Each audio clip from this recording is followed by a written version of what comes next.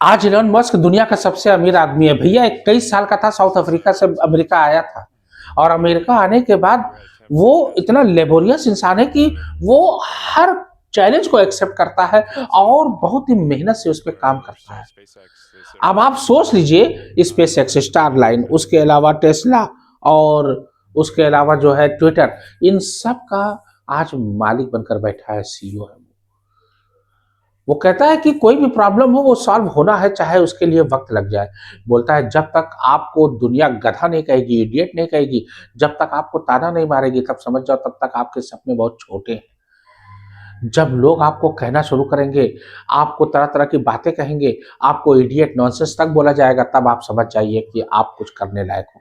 भैया पहले नासा के पास क्या था? आज से पहले वो तो चैलेंज को एक्सेप्ट करता है, बोलता है कि जो चीज नहीं हुई है वो मैं करके दिखाऊंगा।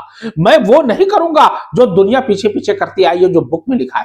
जो बुक में नहीं लिखा है, जो कभी थ्योरी बनी ही नहीं है, वो मैं करके आपके सामने दिखाऊंगा। और वो करता है और उसमें सफलता हासिल करता है। अब सोच लीजिए, रॉकेट, इससे पहले नासा जो बनाता था, रॉकेट जाके हवा में डिस्ट्रॉय हो जाता था। उसने कहा नहीं, ऐसा रॉकेट बनाऊंगा जो रीयूजेबल होगा, यानी उसको जो है वापस ला के लैंडिंग कराई जाएगी और उसको जो है रीयूज किया जाएगा, दोबारा उसको इस्तेमाल किया जाएगा। नासा के पास गया, नासा से बोला ऐसा ऐसा मेरा प्रोजेक्ट है और आप जो रॉकेट बनाते हो वो जाके डिस्ट्रॉय हो जाता है, मैं ऐसा रॉकेट बनाऊंगा कि जो वापस आएगा। नासा ने कहा चल भाग, ऐसा कोई सिस्टम ही नहीं, अगर ऐसा कोई सिस्टम होता तो मैं खुद ना बना लेता। बोला नहीं यार, मैं तो करूंगा, मुझे चैलेंज एक्सेप्ट है। और हो सकता है कि कोई थियरी लिखने में, कोई प्रैक्टिकली लिखने में, कोई फिजिशियन या कोई भी होगा, उससे कुछ गलती हो गई होगी, लिखना भूल गया होगा, लेकिन मैं ऐसा करूंगा, जो ऐसा रॉकेट बनाऊंगा जो वापस भी आएगा, लैंड करेगा, यानी उसको रीयूज किया जाएगा। अब उस पर भैया काम करना शुरू कर दिया।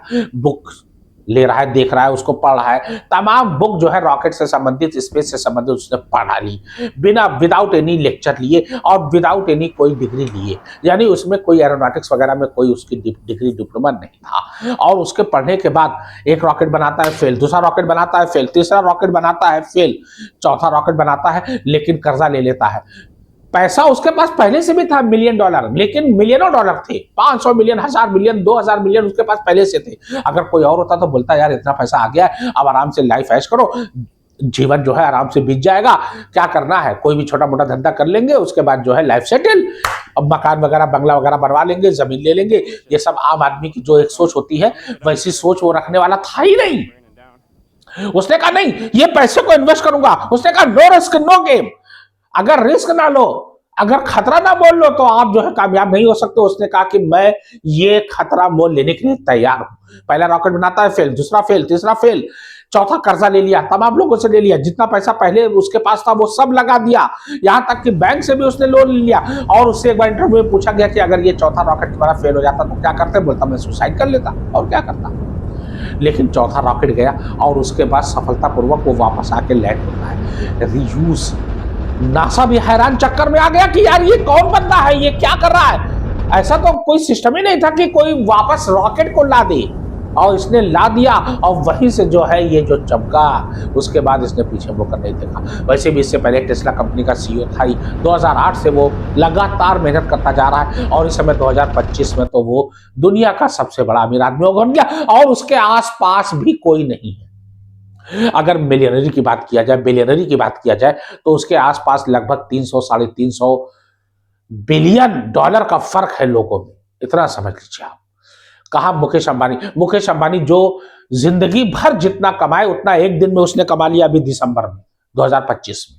एक दिन की कमाई मुकेश अंबानी की पूरे जीवन भर की कमाई से ज्यादा हो गई, इतनी तेजी से बढ़ रहा है। उसके शेयर धकाधक बिक रहे हैं। अभी टेस्ला ने उसकी सैलरी को मंजूर किया है, 83 लाख डॉलर, 83,000 लाख डॉलर, सोच लीजिए। अब 83 लाख डॉलर जब उसने मंजूर किया है, तो टेस्ला के जो शेयर धारक थे उन्होंने पूछा, 83 लाख डॉलर, सॉरी, तो उन्होंने पूछा कि भाई ठीक है, मैं तुम्हारी सैलरी को मंजूर करता हूं, लेकिन तुम्हें इसके लिए वर्क करना पड़ेगा, तुम्हें उन्होंने कुछ जो है उसके सामने शर्तें रखी। वो मान गया।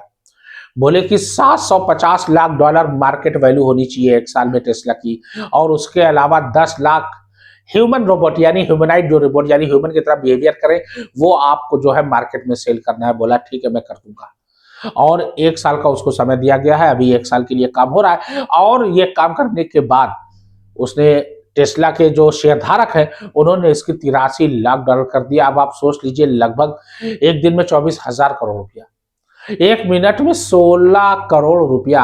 एक आम आदमी पूरी जिंदगी भर घिस जाता है, 16 करोड़ नहीं कमा पाता, और कहा वो एक मिनट में 16 करोड़ कमा रहा है सैलरी पैकेज से।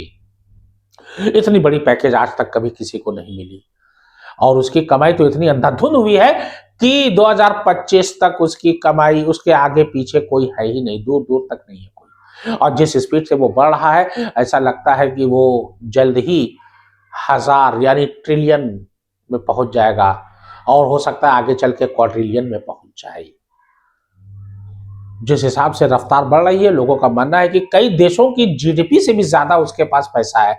नेपाल, उसके अलावा आप आ जाइए भूटान, श्रीलंका, पाकिस्तान, यहां तक कि जो छोटी मोटी जितनी भी कंट्रियां हैं, उन सब की जीडीपी से ज्यादा उसके पास पैसा हो चुका है। बहुत बड़ी बात है। और जिस स्पीड से ये बढ़ रहा है, उस स्पीड से ऐसा लगता है कि एलन मस्क बहुतों को क्या, पूरी दुनिया को बहुत पीछे छोड़ देगा। वो कहता है nothing is impossible, everything is possible, बस मेहनत किया जाए। अगर 10 घंटा आप किसी प्रॉब्लम को सॉल्व कराने में लगाते हो, भले आप गधा मान लिए जाओ, एक गधा एक आदमी 5 घंटे में सॉल्व करता है, एक गधा अगर 10 घंटे में सॉल्व करता है, तो 10 घंटे में जो सॉल्व करने वाला प्रॉब्लम है, अगर प्रॉब्लम को सॉल्व कर लेता है तो आप गधा ही बन जाओ, लेकिन प्रॉब्लम को सॉल्व करो। कहता है कोई भी प्रॉब्लम, कोई भी समस्या का समाधान निश्चित रूप से है, कोई भी समस्या ऐसी नहीं है जिसका समाधान ना हो।